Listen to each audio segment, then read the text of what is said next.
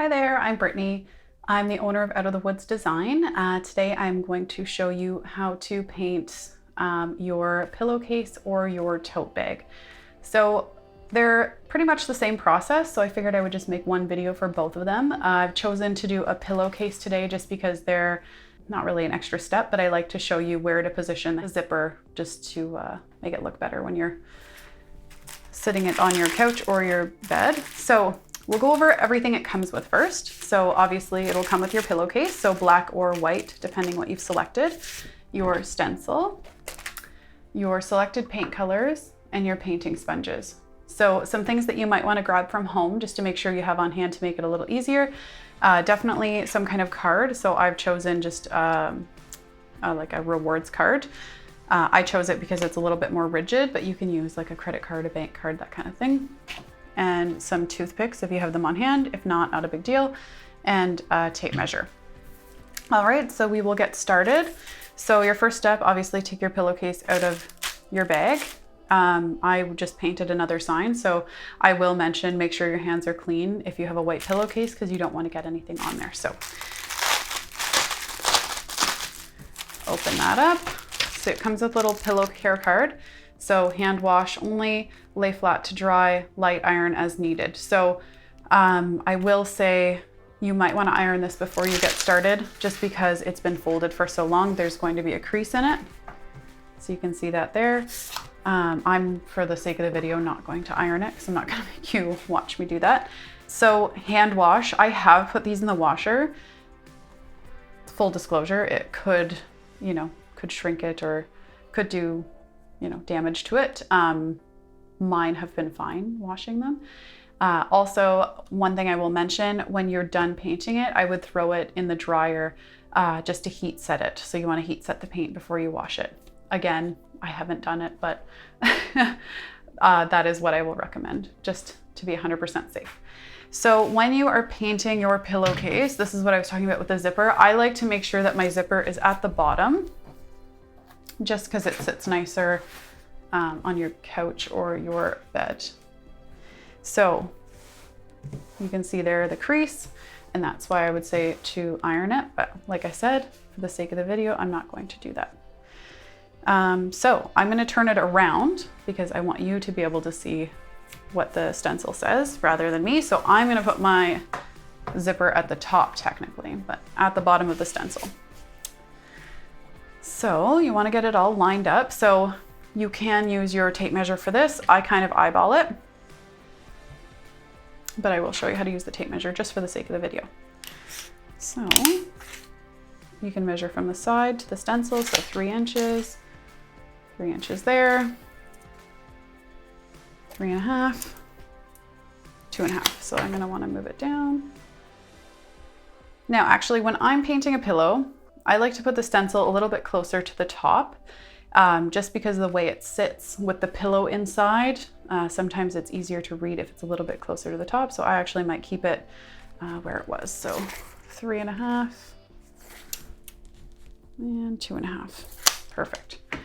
So that's good. I'm happy with where it is. So what you want to do when you're happy with where it is, put one hand on the stencil, and with this hand, there's 3 layers to the stencil. So there's a sticky top masking tape layer, and then there's your stencil, and then there's the backing. So the backing has got the grid on it. So what we want to do is separate the backing from the stencil. So I'll show you that there.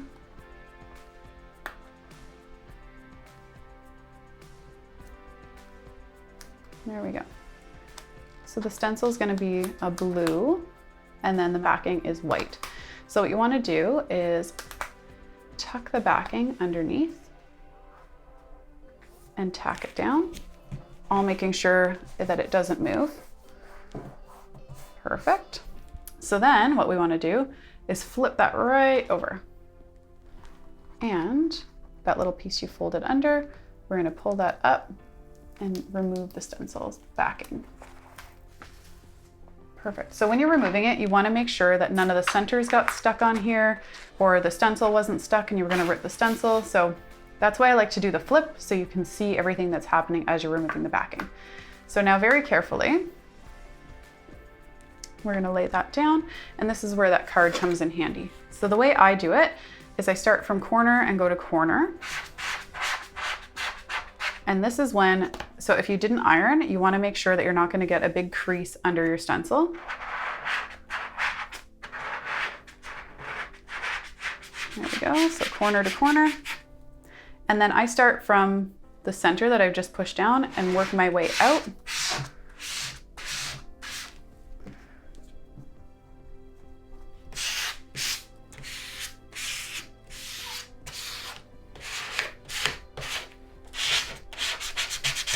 Perfect. So make sure it's pushed down nice and hard. And then we're going to remove that top masking layer. So a lot of people have a hard time with this. So you kind of get it started with your nail, and then with the side of your thumb, just kind of rub and it'll come up like that. So the way I like to do it is I like to get it started all the way across here. And you might have to hold your stencil down a little bit because it likes to try to pull up from the pillow.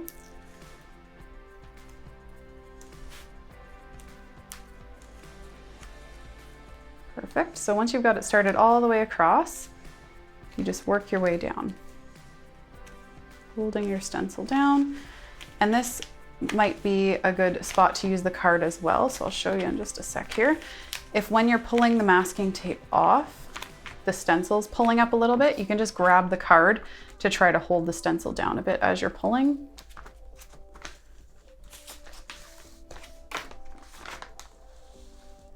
And I find when you're pulling the stencil, if you're pulling it directly across rather than up, it helps as well. So try to keep it flat against the stencil as you're pulling.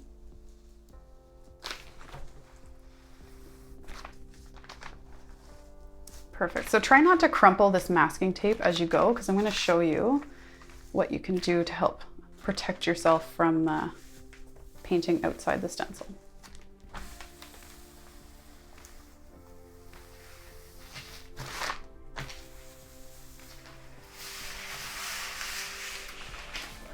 There we go.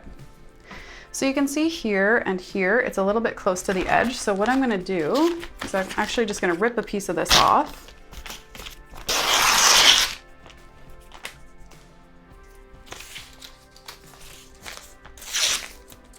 And just put it there. So that if I paint outside the stencil, I'm painting on my masking tape and not on the pillowcase.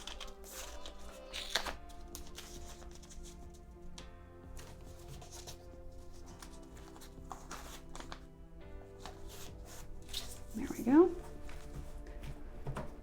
Perfect, so I'm happy with that. So before I start painting, I'm gonna lecture you.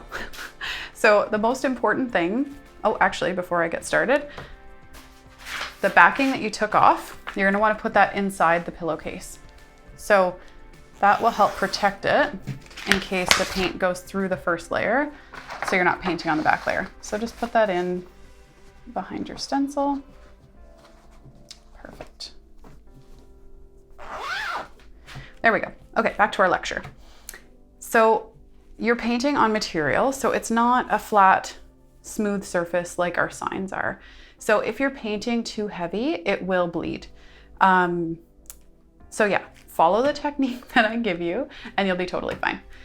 All right, so you can think about your colors at this point. So I personally like to do, you know, all of my script in one and then all of my capital letters in the other, but you know, have fun with it. Get fancy. I'm not a fancy person when it comes to painting. Yeah, if you watched any of my other videos, you'll see that I stick to mostly like blue, black, white, that kind of stuff. So yeah, if you want to get fancy, go for it. So you'll want to dip your sponge in the paint and then wipe it off on the side. So your sponge should be damp, but it should not be wet. It should not have paint dripping from it. So get it damp, and then when I start on a different spot in the stencil and get most of the paint off. And you want to dab when you're painting, you don't want to rub. So sponge is damp, not dripping. get most of the paint off, and then get going. So we're gonna do probably 2 or 3 very, very, very light coats. Like your first coat, you're gonna be like, I'm not even painting. But after 2 or 3 light coats, I promise you it will be perfect and it won't be bleeding. So follow me. So here we go. You can see how light my first coat is. And this will also help you not be painting through to the other, to the back of the pillow as well. And you want to make sure that you are doing even coats. So you don't want really heavy in one spot and light in another. So try to keep it nice and even and light.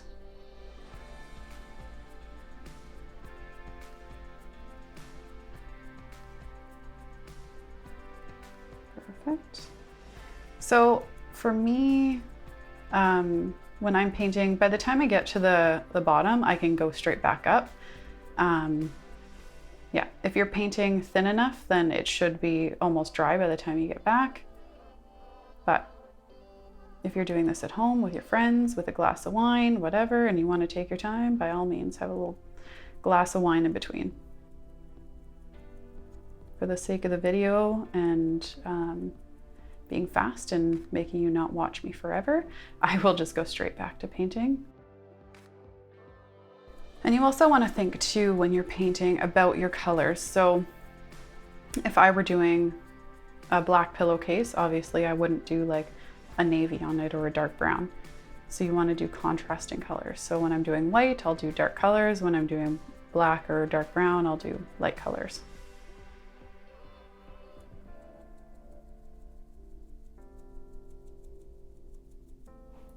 Perfect, so that coat's good.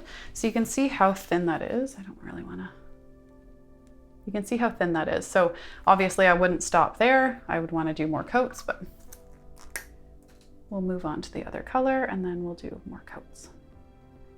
So again, dip, wipe it off. When I first start a new sponge, I kinda like to saturate the sponge, like get it to soak up in the sponge.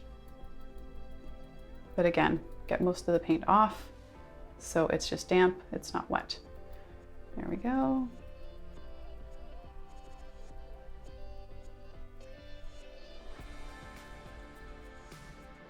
And another thing I can mention too is that you don't want to push too hard. So I'm dabbing lightly. I don't want to push too hard and push paint out of the sponge and under the stencil. So just nice light dabbing. Also easier on your arm. If you're doing a large sign or a really intricate pillow, by the end of it, you'll be like, oh, my arm is so tired. It's like a workout. You're welcome.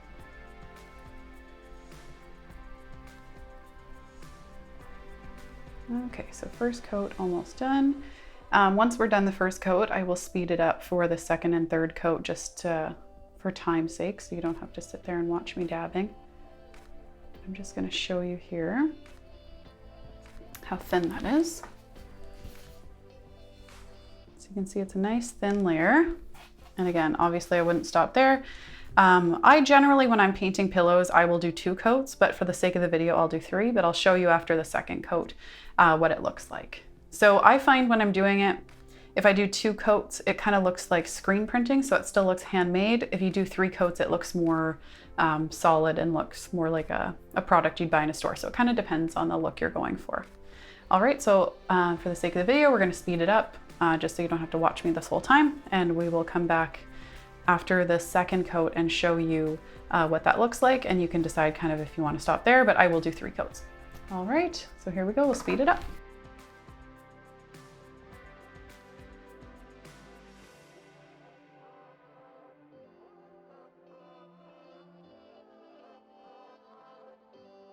So that's the second coat done. So I will show you that. Again, be careful when you're touching the pillow if you've got any paint on your hands. So that's another thing that I didn't mention that you could have on hand is just an extra baby wipe. So I'm just gonna grab one here. Just wipe that off so I don't put it on my pillowcase. Perfect. So you can see that there, that's the second coat. So honestly, that's where I would stop. But A lot of people like to do a third coat, so that's totally fine. If you want to check and see how it looks and, you know, kind of decide, you can pull the stencil up and then put it back down. So I think that looks good, but we'll do another coat just for the sake of the video. And yeah, we'll speed it up and we'll be back.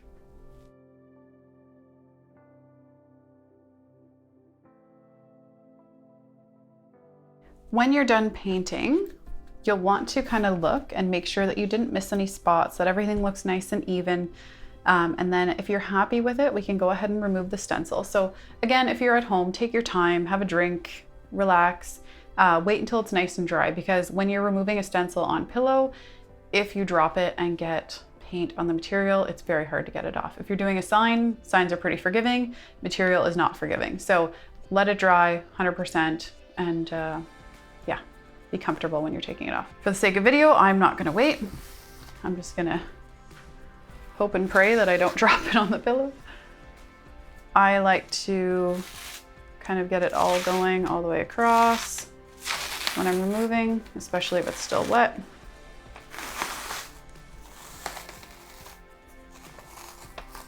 And when you're removing it, your centers will still be left in, so don't worry when you're doing that, that the centers are still in there. That's the way it's supposed to be. You'll go back and remove them after.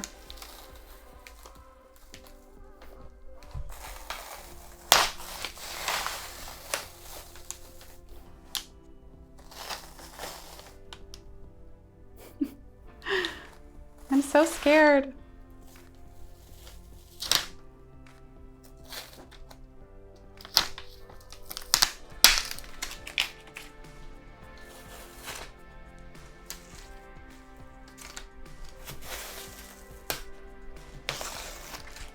Okay, pretty good.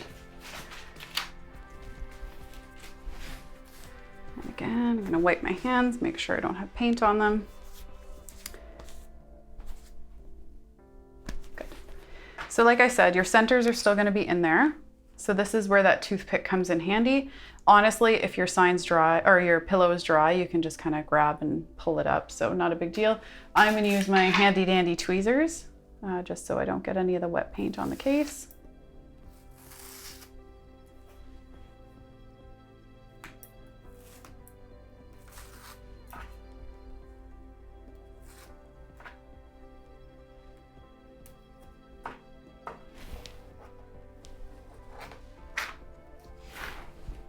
And again, if you went very, very light, you shouldn't have any bleeds. But I will show you, just because pillow, like the pillow material is textured, it's not gonna be as smooth or as perfect a line as it would be if it were a sign, but it shouldn't have bled. So I'll just lift that up and show you there. So you can see no bleeds. Looks great. So again, you can, once it's nice and dry, throw it in the dryer for half an hour or so just to heat set the paint. But yeah, then otherwise you're good to go. All right, well, thanks for watching and I hope you love your new pillowcase. Bye.